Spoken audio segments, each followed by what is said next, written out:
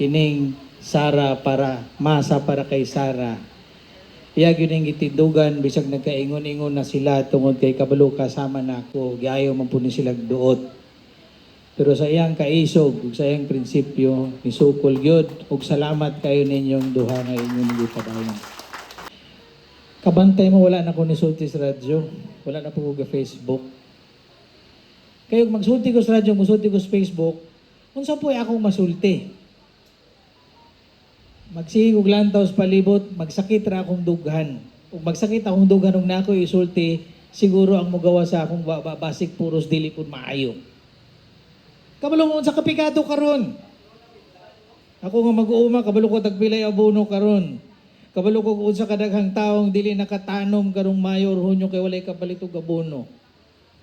Bisag mag-imported pa na og 61 maabot sa 65 ang dolar, bisag unsang palaliton mahal. Ug magsige ni kinahanglan tag 12 ka tuig nga duha ka presidenteng maayo para maulian ng Pilipinas. Dili unom, 12 ka tuig.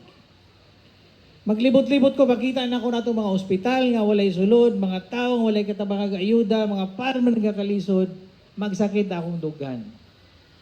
Di na ta mag-istorya ngano na nahitabo, kabalo man tag ngano. So siguro karon maglibot-libot ta.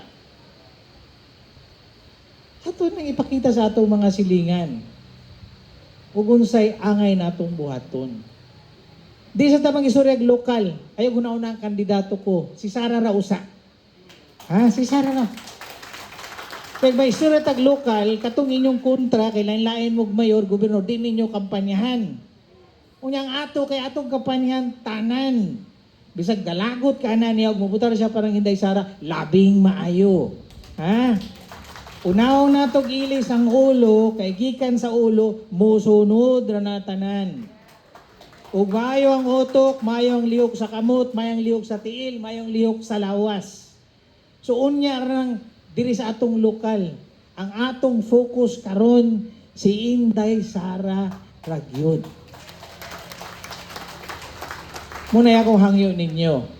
Ug of course, naman diri ning atong duha ka mahimong representative ni Sara puhon sa Senado, ayaw mo kalimot sa gisulti ni Senator JB. Dugay na kaayong watay representasyon dito sa taas. Ang katapusan, si Lorenzo Teves pa 1967, wa pa ko natawo. Panahon siguro nga magbutang pudag ato.